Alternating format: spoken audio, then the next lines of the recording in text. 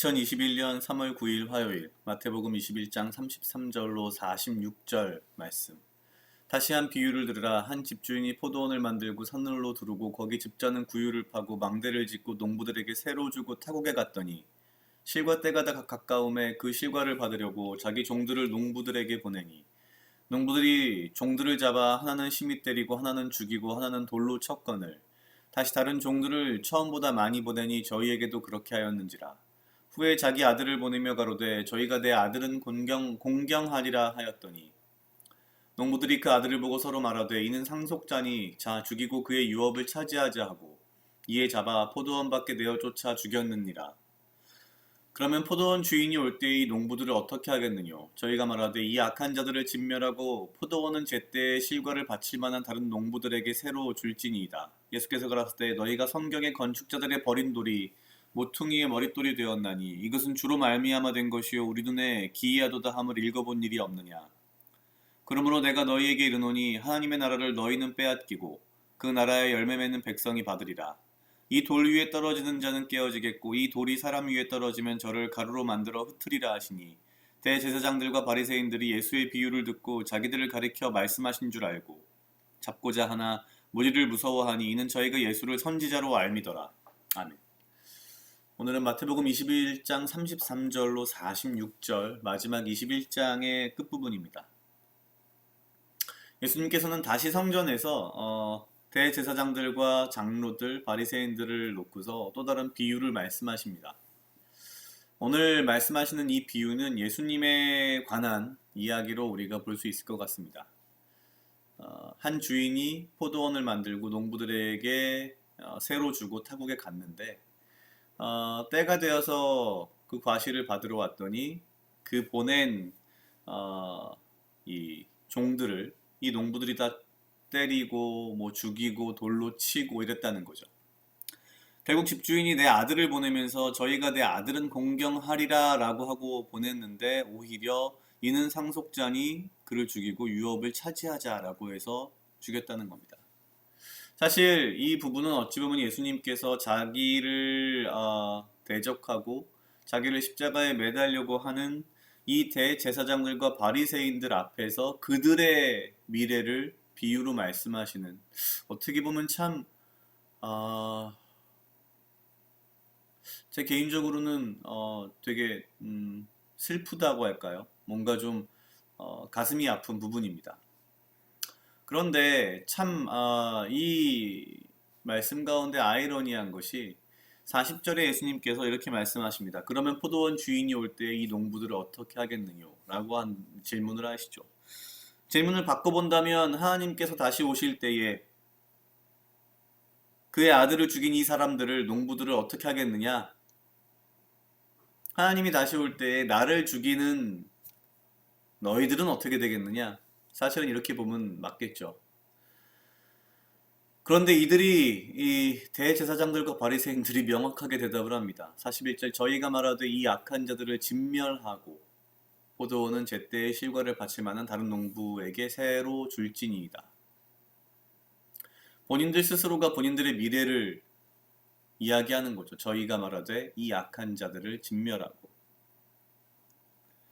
이 말을 하면서 과연 대제사장들과 바리새인들은 이 이야기가 자신들의 이야기일 거라고 생각을 했을까요? 예수님께서 다시 이거를 잘 이해 못한 것 같으니까 또 이야기를 하십니다. 비유로.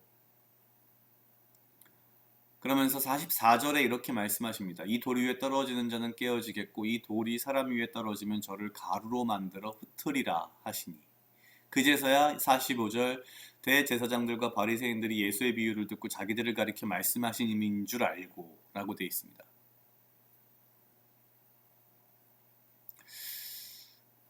참 어째 이럴 수 있을까? 라는 비유이지만 지금 예수님께서 말씀하신 이 포도원의 비유, 농부들의 비유는 찾아보니 당대 이 유대 지역에서는 생각보다는 꽤 자주 흔하게 일어나는 일이었다고 합니다. 왜냐하면 땅의 주인은 로마 사람인 경우들도 많았고요. 그래서 이 지역에 살지 않았고 멀리 사실상 유럽 지역에 있으면서 때가 되면 종들을 보내서 실제 이런 식으로 실과를 받으러 오기도 했답니다. 그런데 문제는 오늘 등장하는 이 부분처럼 농부들이 그것을 거부하거나 혹은 그 종들을 죽이거나 하는 일들이 발생했다는 거죠.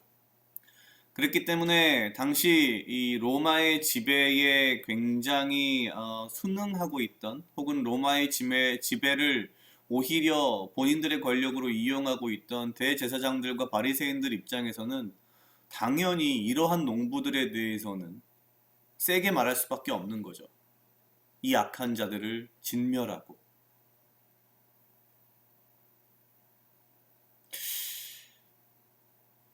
우리가 살고 있는 지금 이 세상에도 상황과 조건이 조금은 다를지 몰라도 본인들 스스로 본인들의 멸망을 확언하고 예언하는 사람들이 분명히 있을 것 같습니다. 이 악한 자들을 진멸하고, 이 악한 자들이 본인들인데, 자기 자신들인데 이렇게 말하는 거죠. 내가 지금 무엇을 하고 있는지 명확하게 모르기 때문일 것입니다. 지금 대제사장들과 바리새인들은 세상의 권력과 자기들의 지위와 자기들이 가진 것들을 유지하는 데 혈안이 돼 있을 뿐 그들에게 종교와 믿음과 신앙생활은 그저 껍데기일 뿐인 거죠. 오늘날 우리에게도 이러한 상황들은 꾸준하게 벌어지는 것 같습니다.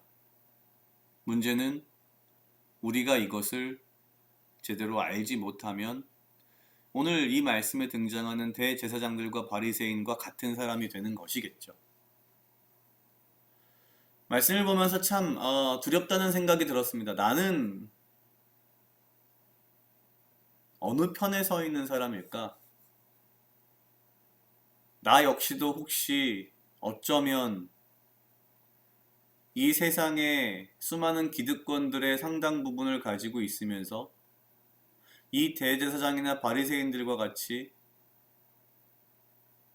어쩌면 나도 이와 비슷한 생각을, 말을, 행동을 하고는 있지 않을까에 대해서 상당히 많은 좀 생각이 드는 그런 말씀이었습니다.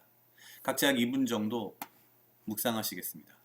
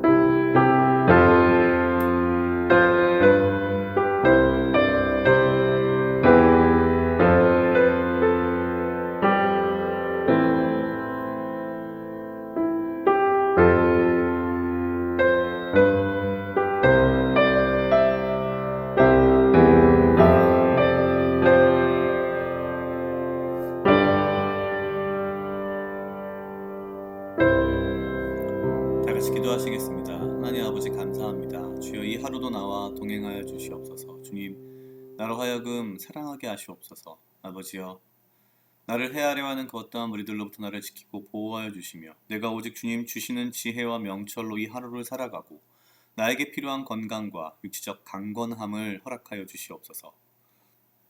주님, 내가 혹시라도 행여라도